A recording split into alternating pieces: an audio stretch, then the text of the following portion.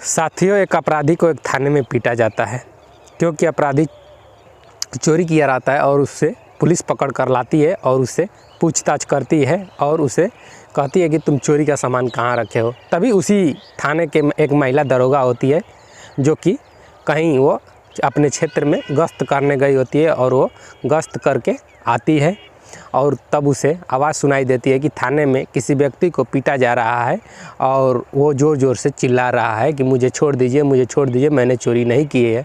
तब महिला जो दरोगा होती है उसे रहा नहीं जाता है और वो अंदर जाती है और देखती है तो एक व्यक्ति को पीटा जा रहा होता है। लेकिन जैसे ही वह दरोगा उस व्यक्ति को देखती है तो उसे याद आ जाता है बीते हुए 8 साल की बीती हुई कहानियाँ। साथियों नमस्कार, आप देख रहे हैं गाजीपुर क्राइम तक। मैं रिपोर्टर रामदुलार यादव। साथियों, आपको बता दें कि एक संजना राठौर नाम की लड़की रहती है, एक दीपक राठौर रहता है। आपको बता देते हैं कि जो दीपक राठौर होता है वो एक अच्छा सा पढ़ा लिखा और रिच फैमिली का होता है। उसकी शादी संजना राठौर से होती है और दोनों में कुछ दिन संबंध रहते हैं शादी के, लेकिन धीरे धीरे दीपक राठौर के बहन और माँ के चलते उसकी पत्नी से दूरियां बनने लगती है। आपको बता दें कि उसकी माँ और बहन होती है जो दीपक राठौर की, उसे प्रताड़ित करती है, बार बार उसे मारती है, उस पर अलग अलग के एलिगेशन लगाते हैं, ब्लेम लगाते हैं कि तुम ऐसी हो, तुम बदचलन हो। धीरे धीरे दीपक और संजना दोनों में काफ़ी दूरियां होने लगती है और दीपक इसलिए नहीं बोल पाता है क्योंकि उसका भी एक संबंध किसी लड़की के साथ रहता है और उसी चलते वह अपनी बहन को और माँ को नहीं बोलता है कि तुम लोग उस पर क्यों बार बार ब्लेम कर रही हो। तब उसके बाद वो अपने मायके चली जाती है। जो लड़की रहती है वो अपना संजना जो रहती है वो अपने मायके चली जाती है और उसके बाद जो दीपक राठौर रहता है वो शादी कर लेता है जिस लड़की के साथ उसका प्रेम प्रसंग चल रहा होता है। उसके बाद कुछ दिनों तक दीपक का संबंध जो लड़की से शादी किया रहता है, कोर्ट मैरिज किया रहता है दूसरी लड़की से, और उसके बाद तब तक वो भी लड़की दूसरे लड़के के साथ फिर फरार हो जाती है। तब जो दीपक होता है वो काफ़ी निराश हो जाता है, हताश हो जाता है और उसी बीच उसकी बहन की शादी हो जाती है और उसकी माँ की मौत हो जाती है। दीपक धीरे धीरे गलत संगत में पड़ जाता है और वो गलत संगत में पड़ने के कारण धीरे धीरे वो जुआ खेलना, शराब पीना, आवारागर्दी करना, तमाम तरह के जो लोगों की आसपास के मोहल्लों में चोरी करना, ऐसे तमाम उसके ऊपर कार्य करने लगता है और गांव वाले ऐसे उस पर एलिगेशन लगाने लगते हैं। ऐसे ही धीरे धीरे उसका दिन कटता जाता है और वो शराबी जुआड़ियों के साथ उसकी ज़िंदगी बीतने लगती है। एक दिन ऐसा होता है कि दीपक राठौर जो होता है किसी सरकारी गोदाम होती है और सरकारी गोदाम के चोरी कर लेता है, उसमें से कुछ सामान चोरी कर लेता है और सरकारी गोदाम से चोरी करता है सामान। और सरकारी गोदाम में जो सीसी कैमरा लगे होते हैं उसमें उसका रिकॉर्ड हो जाता है, उसकी वीडियो बन जाती है। पुलिस को सुबह पता चलता है कि सरकारी गोदाम में से ताला तोड़कर चोरी हो गया है। तब पुलिस वह सीसीटीवी फुटेज को चेक करती है और चेक करने के बाद इसका चेहरा सामने आता है और दीपक राठौर को तत्काल पुलिस उठा लेती है और उठाने के बाद थाने में लेकर आती है और उसे मारने पीटने लगती है। नहीं उसके बताने पर कि चोरी का सामान कहाँ रखा है, उसके साथ एक और व्यक्ति को पकड़ के लाती है पुलिस, जिसको सरगना बताया जाता है, उसका उस्ताद बताया जाता है।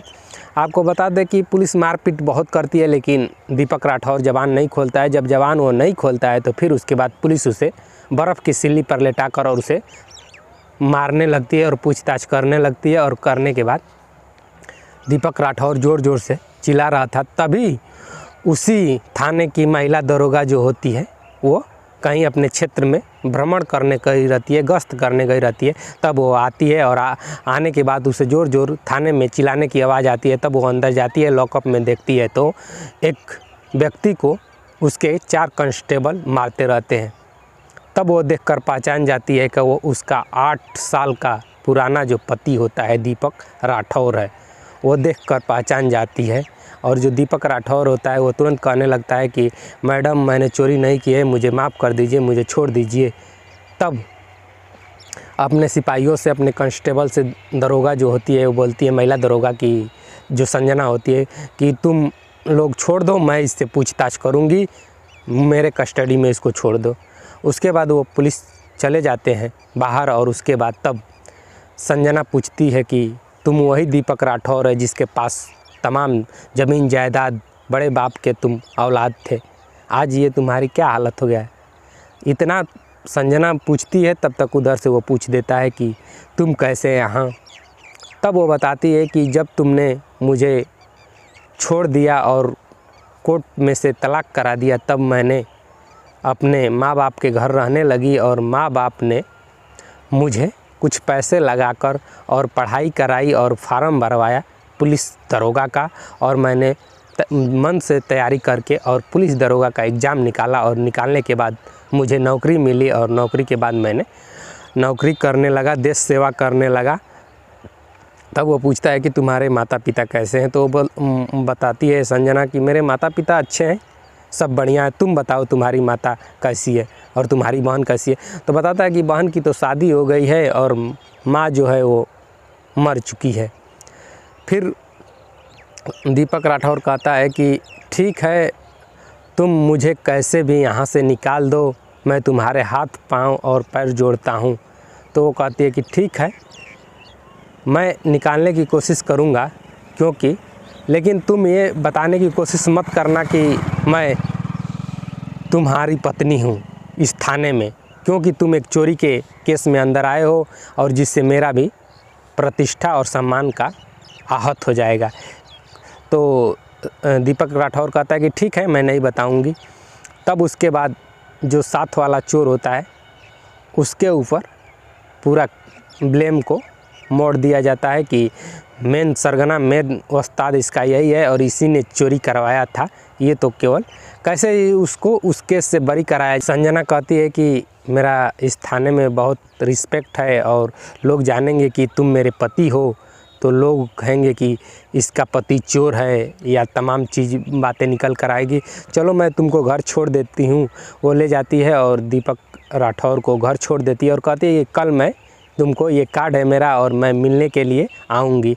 वो फिर अगले दिन वहाँ से पुलिस स्टेशन से करीब 40 किलोमीटर दूर एक पार्क होता है, वो उस पार्क में जाती है और उसे दीपक राठौर को बुलाती है। जब दीपक राठौर आता है तो दोनों देखकर फिर आपस में बात करने लगता है। दीपक से पूछती है कि तुम ऐसे चोरी करने लगे, शराब नशा करने लगे। तब वो बताता है कि तुम्हारे जाने के बाद ये सब गंदी लतें लग गई और लगने के बाद पता नहीं चला कि मैं कब इस दुनिया में बढ़ता चला गया। चलो ठीक है। फिर वो दीपक राठौर विनती करता है कि तुम मेरे साथ रहो, मुझे धन दौलत की आवश्यकता नहीं है, मेरी 3 कोठियाँ हैं, तुम मेरी कोठियाँ अपने नाम करा लेना, लेकिन बस तुम मेरे साथ रहो। दीपक गिड़गिड़ाकर संजना राठौर से कहने लगता है और जब वो कहने लगता है तब कहीं ना कहीं संजना राठौर एक पढ़ी लिखी और समझदार लड़की होती है और वो मान जाती है और कहती है कि ठीक है, मैं इस थाने से जब मेरा ट्रांसफ़र हो जाएगा अलग थाने में 2-3 दिन बाद होगा, तब तुम्हें मैं एड्रेस दूंगी और तुम वहाँ आना और हम दोनों लोग फिर से एक मंदिर में माला पहनकर शादी कर लेंगे और शादी करके साथ रहेंगे। तब ये कहता है कि ठीक है।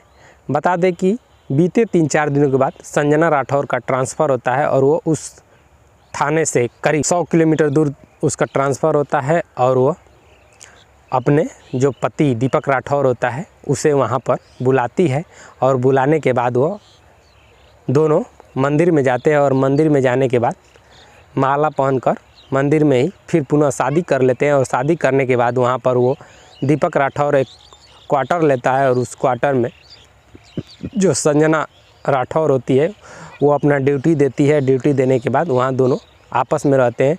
तो साथियों, इस कहानी का सुनाने का उद्देश्य था कि किसी को दिल को ठेस पहुँचाने का नहीं, इस कहानी का सुनाने का उद्देश्य है कि इस कहानी से सीख ले कि संजना कितनी समझदार और अच्छी लड़की थी, जो उसके साथ कितना हो भी दुर्व्यवहार करने के बाद उसने पुनः अपने पति को अपना लिया। तो हमारे कमेंट बॉक्स में एक राय दीजिएगा कि इसमें कौन गलत था और कौन सही था। क्या संजना सही थी अपने जगह पर या दीपक राठौर? कमेंट बॉक्स में हमारा राय दीजिएगा। तब तक के लिए जय हिंद, जय भारत।